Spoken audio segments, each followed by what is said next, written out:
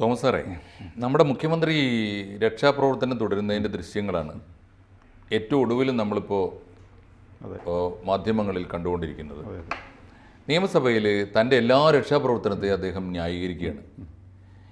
ഏറ്റവും ഒടുവിൽ കേരളത്തിലെ ക്യാമ്പസുകൾ, കാര്യവട്ടം ക്യാമ്പസിൽ, കൊയിലാണ്ടിയിലെ ക്യാമ്പസിൽ, ഇതിനിടയിൽ പാലക്കാട് വിക്ടോറിയ കോളേജിൽ, എറണാകുളം മഹാരാജാസ് കോളേജിൽ ഈ SFIക്കാരെ കയറൂരി വിട്ട് കാണിച്ചത് മുഴുവനും അദ്ദേഹത്തിൻ്റെ ഈ നവകേരള സദസ്സിൻ്റെ യാത്രയുടെ സമയത്ത് കേരളത്തിൻ്റെ തെരുവുകളിൽ DYFIക്കാർ കാണിച്ചു കൂട്ടിയത്. ഇതിനൊക്കെ രക്ഷാപ്രവർത്തനമാണെന്ന് പറഞ്ഞ മുഖ്യമന്ത്രിക്ക് അതിൻ്റെ പേരിലുണ്ടായ തിരിച്ചടി ഈ ലോക്സഭാ തിരഞ്ഞെടുപ്പിൽ കിട്ടിക്കഴിഞ്ഞപ്പോൾ കേരളത്തിൽ അദ്ദേഹത്തിൻ്റെ പാർട്ടിയും മുന്നണിയും സകലമാന ന്യായീകരണ തൊഴിലാളികളും ഒടുവിൽ കേന്ദ്ര കമ്മിറ്റിയും സാമാന്യം നാലാൾ അറിയുന്ന എല്ലാ പാർട്ടി പ്രവർത്തകരും അദ്ദേഹത്തിന് കൃത്യമായിട്ട് കൊടുത്തതാണ്. നീയാണ് ഈ രക്ഷാപ്രവർത്തനമാണ്, നിൻ്റെ നാക്കാണ്, നിൻ്റെ നോക്കാണ്, നിൻ്റെ സ്വഭാവ ദൂഷ്യമാണ്, നിൻ്റെ പെരുമാറ്റ ദൂഷ്യമാണ് ഈ പാർട്ടിയെയും ഈ മുന്നണിയെയും ഈ ഗതികേടിലെത്തിച്ചത് എന്ന് ആ പാർട്ടിയോട് സ്നേഹമുള്ളവർ, മനുഷ്യസ്നേഹികളായ മുഴുവൻ പേരും പറഞ്ഞതാണ്.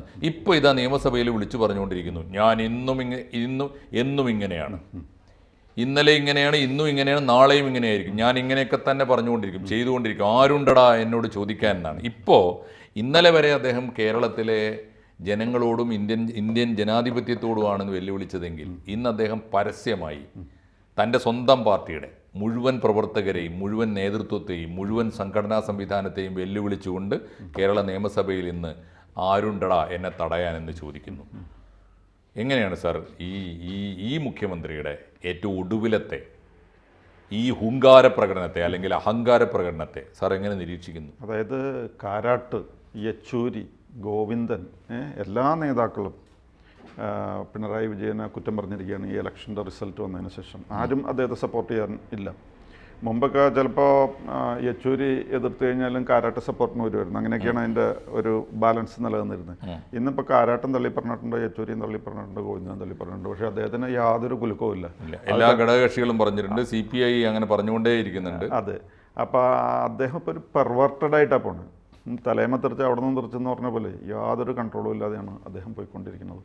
മാത്രമല്ല, ഇപ്പോൾ ഉണ്ടായ സംഭവം എന്ന് പറഞ്ഞാൽ കേരള സർവകലാശാലയിൽ KSU ജില്ലാ ജോയിൻറ്റ് സെക്രട്ടറി സാൻജോസ് എന്ന് പറയുന്ന MA വിദ്യാർത്ഥിയാണ് ഇടിമുറിയിൽ കൊണ്ടുപോയി ഇടിച്ചു എന്ന് പറയുന്നത്. അപ്പോൾ SFI അതിൽ പറയണ ഇത്രയേ ഉള്ളൂ, അവിടെ ഇടിമുറിയൊന്നുമില്ല, ഇടിച്ചിട്ടുണ്ടെന്നുള്ളതിനെ പറ്റി സംശയമില്ല. പക്ഷേ ഇടിമുറിയില്ല എന്ന് പറഞ്ഞിട്ട് ആണ് അവർ ഒഴിവാക്കുന്നത്. പക്ഷേ ഇതെന്ത് കേട്ട് കഴിഞ്ഞാലും ഈ പിണറായി വിജയൻ ഉടനെ അത് ന്യായീകരിക്കുകയാണ്. എവിടെ എന്ത് അക്രമം നടന്നാലും എന്ത് കുഴപ്പമുണ്ടായി കഴിഞ്ഞാൽ അദ്ദേഹം ന്യായീകരിച്ചുകൊണ്ടേയിരിക്കുകയാണ്. അതാണ് ഇപ്പോഴത്തെ സാഹചര്യം. ഈ ഇടിമുറികളൊക്കെ പരമമായ സത്യമാണ് സാറേ. എത്രയോ പേര് കണ്ടിട്ടുണ്ട്, എത്രയോ പേര് അത് അനുഭവിച്ചിട്ടുണ്ട്. പക്ഷേ അത് പുറത്ത് പറയേണ്ടത് രണ്ട് കൂട്ടരാണ്. ഒന്നുകിൽ ആ കോളേജിനകത്തെ അധ്യാപകർ, അല്ലെങ്കിൽ വിദ്യാർത്ഥികൾ. ഈ രണ്ടു കൂട്ടർക്കും പറയാൻ കഴിയില്ല, രണ്ടു കൂട്ടർക്കും ഭയപ്പാടാണ്. ഇപ്പോൾ ഇദ്ദേഹം ഇന്ന് നിയമസഭയിൽ ചോദിക്കുന്നത് കണ്ടില്ലേ, KSU വലിയ ശക്തിയായിരുന്നല്ലോ, എന്താ പറ്റിയത്, ഞങ്ങൾ വളർന്നില്ലേ? ഇങ്ങനെയാണ് വളർന്നത്, ഇങ്ങനെയാണ് ന്യായീകരിക്കുന്നത്. കേരളത്തിലെ എല്ലാ ക്യാമ്പസുകൾക്കകത്തും ഈ അക്രമ രാഷ്ട്രീയത്തിൻ്റെ ഒരു പുതിയ പതിപ്പിറക്കല്ലേ ചെയ്യുന്നത്. അതിൻ്റെ ഫലമാണ്.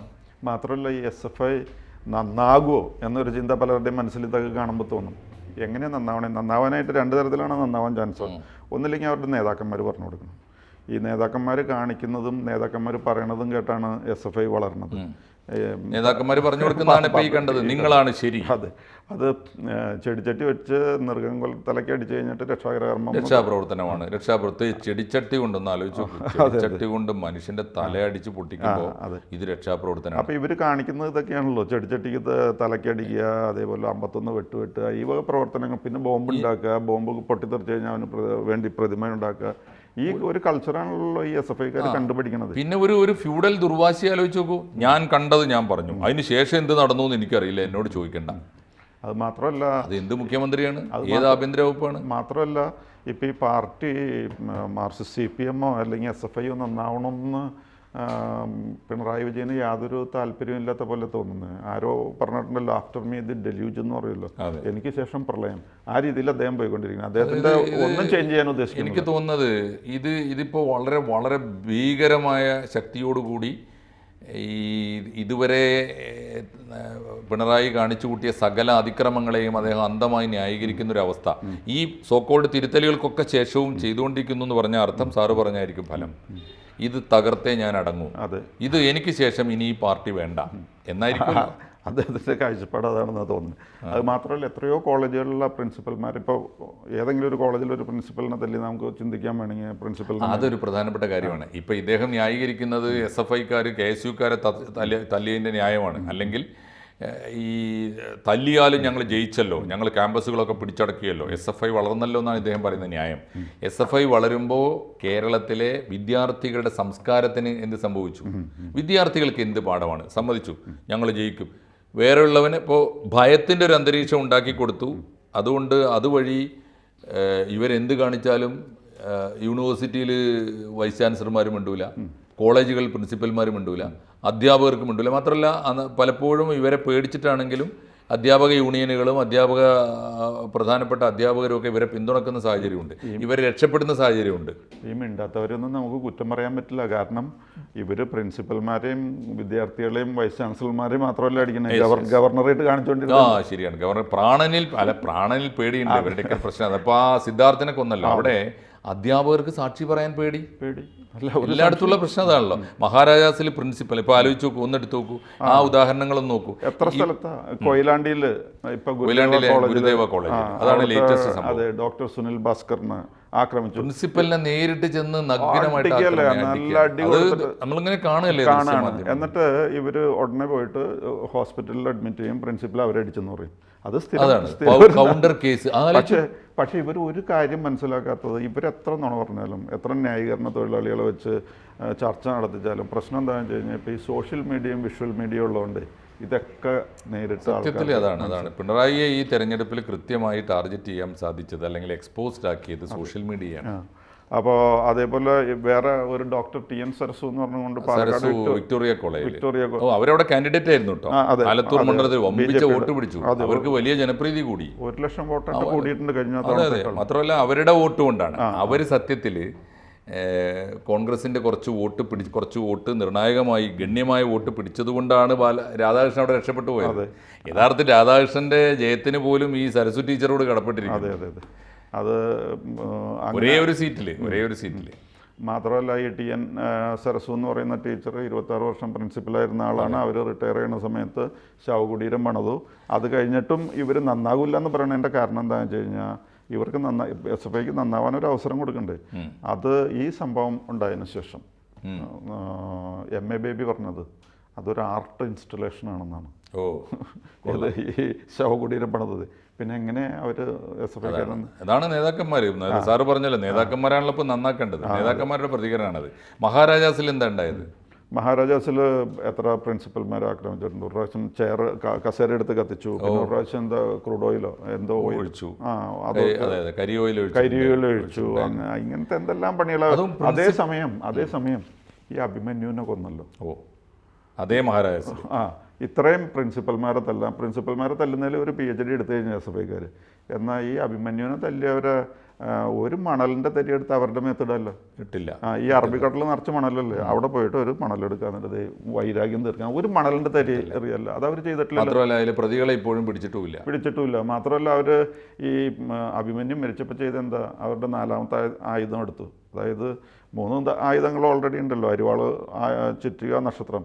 ഈ അരിവാള്, ചുറ്റിക, നക്ഷത്രം കൂടാതെ പിന്നെ അവരുടെ ഒരു ആയുധമുള്ളത് ബക്കറ്റാണ്. അരിവാൾ, ചുറ്റിക, നക്ഷത്രം കഴിഞ്ഞാൽ പിന്നെ ബക്കറ്റാണ്. ഈ ബക്കറ്റ് എടുത്ത് പിരിവിനിറങ്ങി. എന്നാൽ ഒരു മണൽ അറബിക്കടലിൽ നിന്നുണ്ടെന്നേ ഒന്ന് മുഖത്തേക്ക് അറിയായിരുന്നില്ല. പ്രതികരണമില്ല. അതായത് പ്രതികരിക്കേണ്ടടുത്ത് പ്രതികരിക്കാതിരിക്കുക.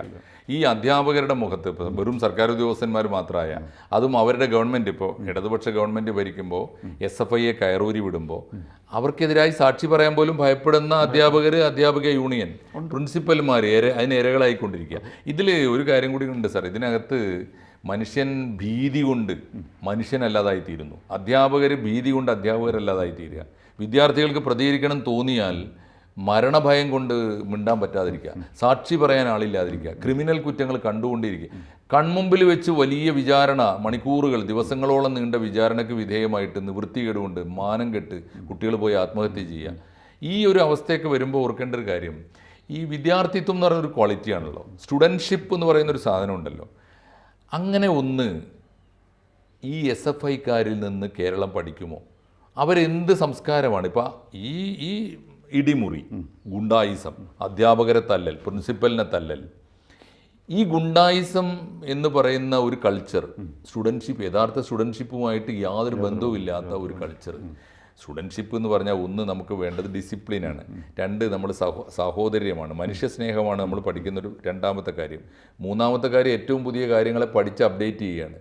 ആരുണ്ട് ഇപ്പോഴത്തെ SFIയുടെ ലീഡർഷിപ്പിൻ്റെ ഒക്കെ പണ്ട് ഞങ്ങൾ സാറിന് ഓർമ്മയുണ്ടോ അറിയില്ല, ഞാനൊക്കെ എൻ്റെ വിദ്യാർത്ഥി ജീവിതകാലത്തെ SFI ലീഡർഷിപ്പ് എന്ന് പറഞ്ഞാൽ സുരേഷ് കുറുപ്പൊക്കെയാണ്.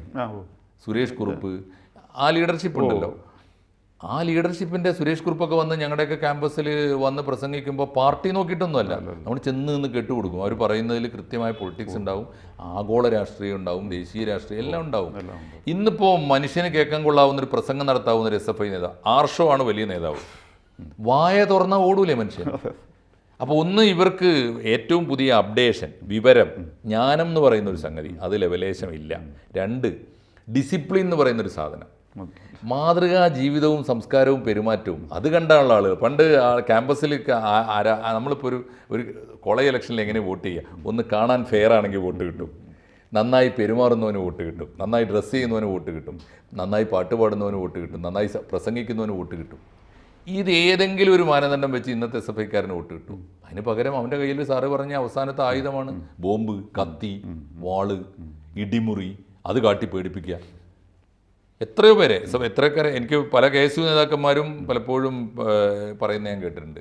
അവരെ നിലക്ക് നിർത്താൻ വേണ്ടി ചെയ്ത പണി എന്താ വെച്ചാൽ വളരെ സ്വകാര്യമായി ഒരു കാര്യം പറയേണ്ടതെന്ന് വിളിച്ചു കൊണ്ടുപോയിട്ട് സമർത്ഥമായിട്ട് ഈ മുറി കയറ്റിയിട്ടൊന്നും പറയാം. ആദ്യത്തെ വട്ടം ഇത്രയേ ഉള്ളൂ, നീ ഇനി SFI സിന്ദാബാദ് വിളിക്കണോ KSU സിന്ദാബാദ് വിളിക്കണോ, ഇതാണ് നിന്നെ കാത്തിരിക്കുന്നത്, ഇതിലേതും നിൻ്റെ നേരം. അപ്പോൾ നോക്കുമ്പോൾ മാരകമായ ആയുധങ്ങൾ നിരത്തി വെച്ച ഇടിക്കട്ടയും. അതാണ് ഈ ഒരു കൾച്ചർ ആത്യന്തികമായി കേരളത്തിന് എന്ത് കൊടുക്കുന്നു? ഇതിനെ കയറൂരി വിടുന്ന ഒരു പ്രസംഗമാണ് മുഖ്യമന്ത്രി ദീർഘമായി ഇപ്പോൾ വലിയ ആവേശത്തോടെ നടത്തുന്നത് അസംബ്ലിയിൽ. ഞാൻ കണ്ടു നിൽക്കുന്ന ഒരു പ്രത്യേകത, നമ്മളിപ്പോൾ കണ്ടുകൊണ്ടിരിക്കുന്ന ഒരു പ്രത്യേകത, മുഖ്യമന്ത്രിയുടെ ഈ ആക്രോശങ്ങൾക്കൊന്നും വലിയ ആരവങ്ങളുടെ അകമ്പടി ഇല്ല. പണ്ട് അങ്ങനെയല്ല, വായി തോന്നിയതൊക്കെ ഇദ്ദേഹം പറയുമ്പോഴൊക്കെ അനുയായികൾ ഇങ്ങനെ ഹല്ലേലൂയ പാടുമായിരുന്നു. ഇപ്പം അതില്ല. രണ്ട്, അദ്ദേഹത്തിനെ കൃത്യമായ മറുപടി പറഞ്ഞുകൊണ്ട് പ്രതിപക്ഷ നേതാവ് സംസാരിക്കും, ബഹളം വെക്കുമായിരുന്നു പണ്ട് പ്രതിപക്ഷത്ത്. ഇപ്പോൾ ഭരണകക്ഷിയിൽ നിന്ന് അമ്മ അത് കണ്ടോ ഇത്ര സൈലൻ്റ് ആയിട്ടാണ് സഭ ഇരിക്കുന്നത് VD സതീശൻ പ്രസംഗിക്കുമ്പോൾ എന്ന് പറഞ്ഞാൽ ഇയാൾ ഏറെക്കുറെ പാർട്ടിയിലും ഐസൊലേറ്റഡ് ആണ്, പാർട്ടിയിലും കേരളത്തിൽ. അത് മാത്രമല്ല, ഇവരുടെ ഓരോ മേഖലാ കമ്മിറ്റികൾ കൂടുമ്പോഴും ഡിസ്ട്രിക്ട് കമ്മിറ്റികൾ കൂടുമ്പോഴൊക്കെ എല്ലാത്തിലും ഇദ്ദേഹത്തെ നന്നായിട്ട് വിമർശിക്കും. ഇദ്ദേഹം പറയുന്നത് ഇപ്പോൾ SFI വളരുന്നു, പാർട്ടി വളരുന്നു എന്നാണല്ലേ. ആ വളർച്ചയാണല്ലോ ഇപ്പോൾ ഈ തെരഞ്ഞെടുപ്പിൽ കണ്ടത്. ധർമ്മടം ഇദ്ദേഹത്തിൻ്റെ സ്വന്തം മണ്ഡലത്തിൽ പിണറായി എന്ന ഇദ്ദേഹത്തിൻ്റെ സ്വന്തം ബൂത്തിൽ ഇദ്ദേഹത്തിന് LDFന് ഭൂരിപക്ഷമില്ല. അപ്പോൾ എങ്ങോട്ടാണ് ഈ പോക്ക്? അത് പഠിക്കാൻ ഇനിയും ആളില്ലെങ്കിൽ, ഇനിയും സമയമായിട്ടില്ലെങ്കിൽ വലിയ തോതിൽ ഇദ്ദേഹം ചോദിക്കുന്നത് നമ്മളോടൊന്നുമല്ല.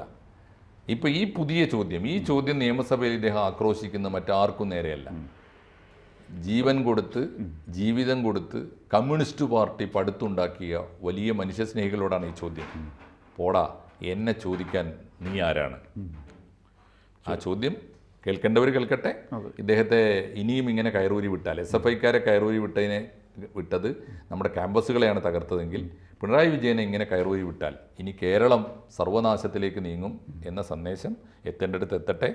പാർട്ടിയും സർവനാശത്തിലേക്കാണ്. ആ പാർട്ടി നശിക്കും, കേരളവും നശിക്കും, അതാണ് സംഭവിക്കുക. ആ സന്ദേശം ആണ് ഇന്നിപ്പോൾ ആദ്യം നമുക്ക് ഈ വാർത്ത കാണുമ്പോൾ നമുക്ക് പ്രേക്ഷകരോട് പറയാനുള്ളത്. നന്ദി സർ. കൂടുതൽ വാർത്തകളും വിശേഷങ്ങളും നിങ്ങളിലേക്ക് എത്താൻ ABC മലയാളം സബ്സ്ക്രൈബ് ചെയ്യുക, ബെൽബട്ടനും അമർത്തുക.